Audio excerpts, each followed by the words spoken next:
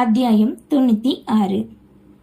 ருத்ராவின் செயலை கண்ட இருவருமே அதிர்ச்சியடைந்து கொலவெறியில் இருக்க, யாழ்மதியோ யோசனையோடு அப்படியே அமர்ந்திருந்தாள். இன்னும் ஒரு வாரத்தில் தேர்தல். இப்போது நான் என்ன செய்வது? இதனை பார்த்த பின் புரிந்தது, அன்று தனக்கு விபத்து நடந்ததுக்கு காரணம் கூட இவள்தான் என்று. இதேபோல் மறுபடியும் ஏதாவது செய்து வைத்தால் தனக்கு என்னானாலும் பரவாயில்லை, ஆனால் தன் குழந்தை செய்வதறியாது தவித்தாள் யாழ்மதி. இப்படி நாயகவஞ்சவ பிடிச்சு போயிருக்கா. அந்த அளவுக்கு பகை இருந்தா நேர்ல நம்ம கிட்ட பேச வேண்டியதானே. இப்படியா பண்ணுவா? சே, இவள சும்மா விடக்கூடாது. ஆத்திரத்தில் கத்திய இளந்திரையன் எழுந்து செல்ல, மாமா நில்லு, என்ன பண்ண போற? கரம் பற்றி தடுத்து போக விடாது கேட்டாள். இப்படியே போனா இன்னும் முன்னேறிட்டு போய்கிட்டே இருப்பா. விடக்கூடாது இவள. நம்மள என்ன கில்லுக்குறேன்னு நினைச்சாளா? அது அவளோட அப்பன்தான். இவ இஷ்டத்துக்கு ஆடுற பொம்மை நம்ம இல்ல. ஒன்னா ரெண்டான்னு பாத்துடலாம் இன்னைக்கு. கரங்களை கோபத்தோடு விரைப்போடு இருக்க, போதுமாமா, நான் சரி பண்ண முயற்சி பண்ணிக்கிட்டு இருந்தா நீ பிரச்சனையை பெருசாக்கிடுவ போல. அப்படியே விட்டுலான்னு சொல்றியா? இன்னைக்கு நம்ம வயலை எரிச்சவன் நாளைக்கு என்ன வேணாலும் பண்ணுவா. தெரிஞ்சு இடம் கொடுத்துட்டு இருக்க முடியாது மதி. சரி, ஆனா இப்ப வேண்டாம், இத கொஞ்சம் பொறுமையா பண்ணலாம். என்ன பொறுமை? பிளீஸ் மாமா, நான் சொல்றத கேளு. கரங்களை பிடித்து கொண்டு கெஞ்சவே, இன்னும் ஒரே ஒரு வாரம் தான், அதுக்கப்புறம் தேர்தல் முடிஞ்சு எல்லாமே சரியாயிடும். அது எப்படி மதி நீ இப்படி இருக்க? இந்த நேரம் உனக்கு தேர்தல்னு தலைவி ஆகுறது தான் முக்கியமா படுதோ? இவ்ளோ நடந்திருக்கு, இதுக்கு மேலையும் இவ உன்னை சும்மா விட்டு வைப்பாளா? சொல்லு. இப்ப நான் போய் அவகிட்ட பிரச்சனை பண்ணாம இருக்கணும்னா இந்த தேர்தலை விட்டு நீ விலகிரு. என்ன பாக்குற? அன்னைக்கு நீ தடுமாறி விழல, எவனோ ஒரு வண்டிக்காரன் தான் தட்டி விட்டு போனான்னு எனக்கு நல்லாவே தெரியும். அப்ப மட்டும் கொஞ்சம் பெருசாகி உனக்கு ஏதாவது நடந்திருந்தா? முதல்ல வேண்டான்னு சொன்னேன், கேட்டையா நீ?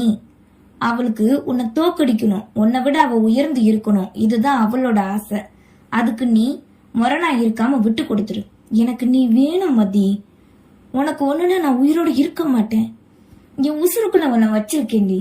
என்னை விட்டு. இந்த குடும்பம் நம்ம குடும்பம், இதை நினைச்சு பாரு. நீ இல்லாம எங்களால எப்படி இருக்க முடியும்? உனக்கு ஒண்ணுன்னா எப்படி தாங்க முடியும்?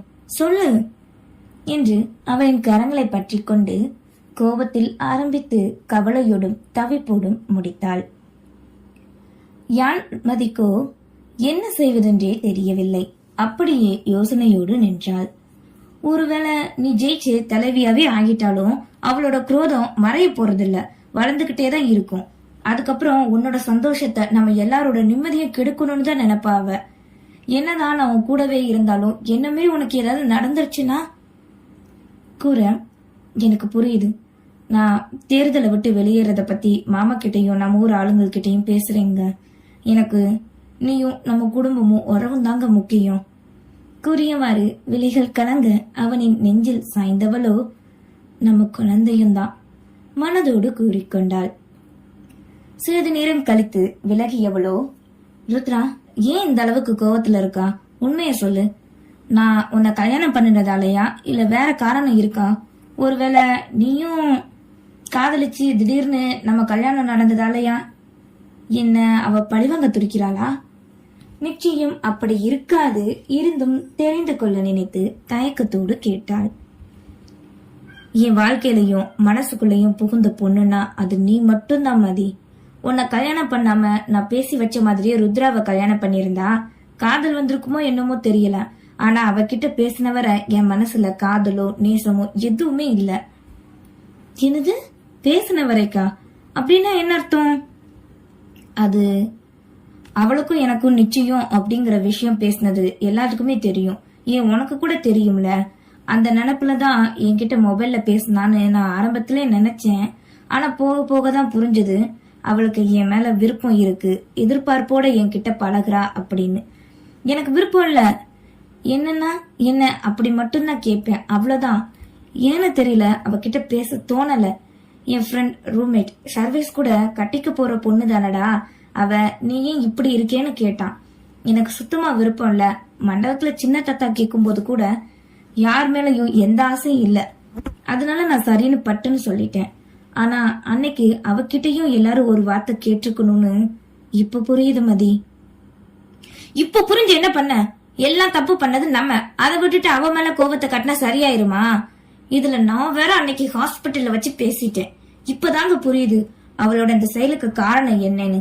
வீட்டுல பேசினது சபையில வச்சு மதிக்காம அவளை ஏமாத்திட்ட கோபத்துல பேசினா அப்படின்னு தான் மனசுல காயம் வலி உணரிட்டு இருக்குன்னு பார்த்தேன். ஆனா ஐயோ, உன்னை வச்சுட்டு என்ன பண்ண மாமா? பின்னாடி நடக்க போறத நீ யோசிக்கவே மாட்டியா? அப்படி யோசிச்சிருந்தா இன்னைக்கு இப்படி எல்லாம் நடந்திருக்காதுல்ல. ருத்ரா எந்த எண்ணத்துல பேசுறான்னு தெரிஞ்சும் புரிய வைக்காம கண்டுக்கிடாம விட்டுருக்கியே. அவ உன்னை காதலிச்சிருக்கா மாமா? ஆமா, ஆனா நான் பேசாத மாமா. நம்ம எல்லாரும் இவ்ளோ பெரிய தப்பு பண்ணிட்டோம் பத்தியா? ச்சே, நான் ஏன் இப்படி பண்ணேன்? நானாவது அன்னைக்கு யோசிச்சிருக்கணும் மண்டபத்துல. என்ன சொல்ற மதி? வேற என்ன, நம்ம கல்யாணத்தை தான் சொல்றேன். அன்னைக்கு நான் கொஞ்சம் பிடிவாதமா இருந்திருந்தா ருத்ராவோட ஆசை நடந்திருக்கும். தேவா மாமா காதலிக்க அவங்க கல்யாணம் நடக்கணும், ஏன் கல்யாணத்தை நிறுத்தக்கூடாதுன்னு உன்னை கட்டி வச்சிச்ச. ருத்ரா மனசு எவ்வளவு வேதனைப்பட்டிருக்கும். அவ உன்னை உயிருக்கு உயிரா காதலிச்சிருக்கா. ஆனா இந்த விஷயம் எனக்கு தெரியாம போச்சே மாமா. இப்ப நாளா பாவி ஆயிட்டேன் உன்னை கட்டிக்கிட்டு. அவளோட வாழ்க்கைய நான் பறிச்சிட்டேன். எவ்வளோ ஆசை கனவுகளோட இருந்திருப்பா. எனக்கு தான் தெரியல. சரி, உனக்கு தெரிஞ்சிருக்க, நீயாவது மண்டபத்துல வச்சு சொல்லிருக்கலாம்ல. நான் ருத்ராவை காதலிக்கல, ஆனா அவ என்ன காதலிக்கிறான்னு சொல்லிருக்கலாம்ல. அந்த நேரம் ஏதாவது பெரியவங்க பண்ணி வச்சிருப்பாங்கல்ல கல்யாணத்தை. ஏ மதி, ஏன் மேலேயும் எல்லா தப்புங்கிற மாதிரி நீ என்னையே குத்தம் சொல்ற? விடு மாமா, நேரம் பார்த்து அவகிட்ட இத பத்தி பேசணும். நான் பாத்துக்கிறேன். நீ ஏதாவது ஏடா கூடமா பண்ணி வைக்காத இப்ப கோவத்துல. முறைப்போடு கூறவே கேட்டுக்கொண்டான். இரவு நேரம் போல் சங்கரமூர்த்தி அறையில் யோசனையோடு அமர்ந்திருக்க, துணிகளை மடித்து வைத்து படுக்கை விரிப்பினை சரி செய்த விஷாலாட்சி கணவனை கண்டவாறுதான் இருந்தார். அவரின் மனமோ குழப்பத்தில் தான் இருந்தது. கணவனிடம் பேசலாம் என நினைத்து காத்திருக்க முடியாது என்பது புரிந்ததுதான் ஆரம்பித்தார். என்னங்க சொல்லு, எனக்கு மனசே சரியில்லை, எல்லாமே தப்பாத்தான் நடக்குதுல.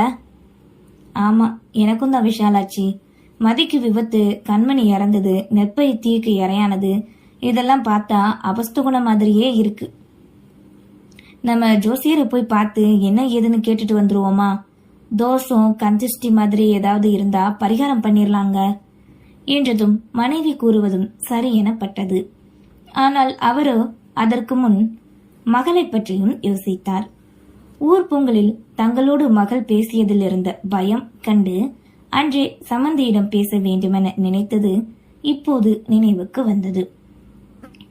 மூத்த கோமாவாதான கண்மணி இறந்தது என்னவோ தன் மூத்த மகளையே நினைவுபடுத்த மகளோடு பிறந்திருக்கும் தருணம் சரியில்லையே என்றே நினைத்தார். ஏற்கனவே ஒருமுறை நீலகண்டன் வீட்டிற்கு சென்று தன் கண் முன்னே மகள் அழுதது வேறு நினைவுக்கு வந்து வதைக்க இருந்தும் இப்போது அவமானப்பட்டாலும் மறுபடியும் உறவினை ஒட்ட வைக்க பேசலாம் என முடிவெடுத்தார். தப்பு தன் மீதுதானே, தான் சென்று பேசுவதுதானே சரி. கொடுத்த வாக்கினை மீறிவிட்டது உயிரே போன ஒன்றிற்கு சமம். இதற்கு மேல் நீடித்தால் பேருடரான தங்களின் உறவு நிலைக்காதே.